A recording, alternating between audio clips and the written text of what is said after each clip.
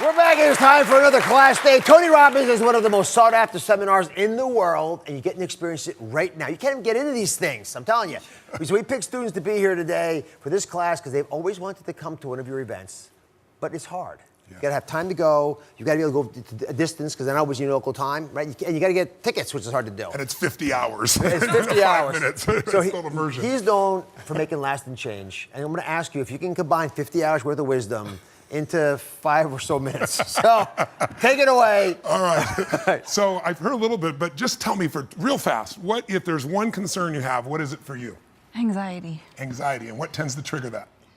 I feel like I'm at the point in my life where I need to figure out what I'm doing with my life, like right now. Okay. And so that pressure inside is really affecting you. How about for yourself? Fear of failure, loss. Okay. And what causes that? What triggers that most for you?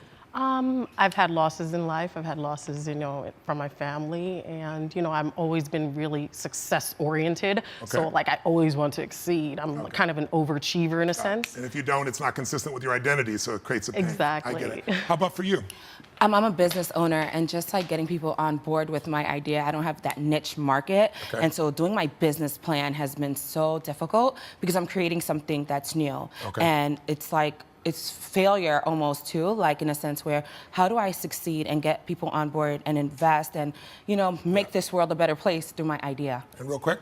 I get overwhelmed, and right now I'm overwhelmed because I just found out my mom has stage 3 ovarian cancer. And yesterday I was in Toronto with her and literally drove home so I could be here with you. Wow. So I could get your perspective on it because I'm trying to stay super positive, but I also have to manage my life. Yes. And I live here, so sorting that out. Let me, in a couple of minutes, let me just introduce all of you to just a simple understanding of concept. All of you have targets, things that you're after. If you're gonna get a new result, if you're gonna grow your business, if you're gonna be able to support your mom, if you're gonna get rid of the anxiety, if you're gonna be able to overachieve and not have all that fear inside of you, you obviously need to get a new result. You're gonna have to get new action. We all know that. You don't get new results with old actions, doing the same thing. Exactly. What human beings can do, this is a human being, believe it or not, I majored in art. What human beings can do is amazing. What they will do is usually disappointing. It's not because we're not capable of it, it's because we don't have new actions because we get in certain emotional states that dominate us, like anxiety, like fear of failure, right? Like the fear of the loss of your mother as an example. So if you're in a state of fear, you're gonna behave very differently and get very different results, that's what that means right there, than if you were in a place of being courageous or bold or warm or connected or playful, any of those. So the most important key to changing your life in any situation is to change results, you gotta change behavior, but to change behavior, you gotta change the emotional state you're in. Now, how do you do that when you don't feel like it, right? Or it feels overwhelming? There are 2 ways, and I've done this with the greatest athletes in the world. I've done this with 4 different presidents of the United States. I've done it with billionaire clients. All you have to do to change your state is not try to think your way there, like I'm happy, I'm happy, I'm happy, and do a bunch of affirmations. Your brain's gonna go BS, you are not happy, right? What you need to do is make a radical change in the way you use what we call your physiology. It's a big word, it just means the way you use your physical body. The way I'm speaking right now, because I got 5 minutes also, is sped up just a little bit. But if I said to you, there's a depressed person behind curtain number 1 over there, and I'll donate $100,000 to your best charity, your favorite charity, if you could describe what they're like physically. Tell me what's their posture like if they're depressed. You tell me. Slumped over. Slump. Where's their head? Where's their head? Down. Down. Are they breathing full or shallow? Shallow. And are they talking really fast or more slow? Slow. Loud or quiet? Probably quiet. Now, you're all saying the same thing. How's that possible? Because you've all practiced this crap before, haven't you? No. But here's what you can find. If you take that same person and you change the tempo at which they move, you bring their shoulders back and change their breathing pattern, if they make a faster gesture, if they speak more rapidly, it fires off a different biochemistry in you.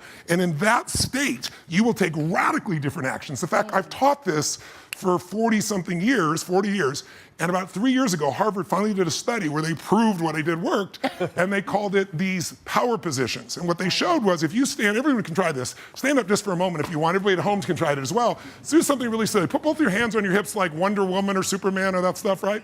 If you stand like this and you breathe deep for just 2 minutes, what the science found was that you will absolutely increase your testosterone by 20%, man or woman. You'll drop your cortisol, which as you know is the stress hormone, by 22%, and you're 33% more likely to take action if you wouldn't have before because fear would have stopped you.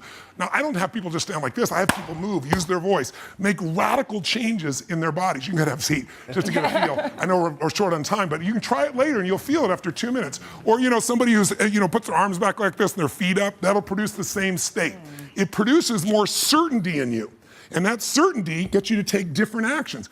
So if you are in a situation, you think of the worst scenario, your mom dying, my business goes under, I never achieve at the level I need to, all the things I have anxiety about, the minute you focus on them, you go into those states of fear, and then you behave fearful, and you get lousy results. And when you get lousy results, what does it do to your brain? You go, see, I told you I couldn't do this. It becomes this negative loop. So how do we break out of it? We change our focus by asking better questions. Everybody in this room can try this. Just right now, answer this question in your mind. What is it in your life that you're proud of? If there's something you could feel really proud of right now by focusing on it, your children, yourself, something you accomplished, you did, how many can think of something you could feel proud of? And I don't mean fake pride, ego pride, like where you're making things up. I mean, well, you really did something you're proud of. Good. Right now, close your eyes and focus on how it feels when you're really proud. Focus on that moment you're proud of. How do you breathe when you feel really proud? And if you're a little kid, what happens to your face when you're really proud?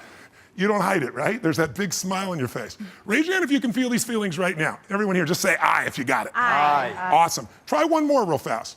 Think of something that you could be really grateful for or excited. Pick either one. Something you could be grateful for, a person, a moment, or something if you wanted to that you could be excited about. Let's use excited for a moment. Okay. How many could think of something in your life that if you focused on it, you could feel excited? All right? Close your eyes.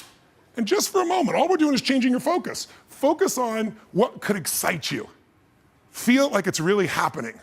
Your mom's healing, you break through in the business, you're achieving the level you want. Anxiety is rid from my life. I'm on charge, I'm on top of it. How do you breathe when you feel really excited?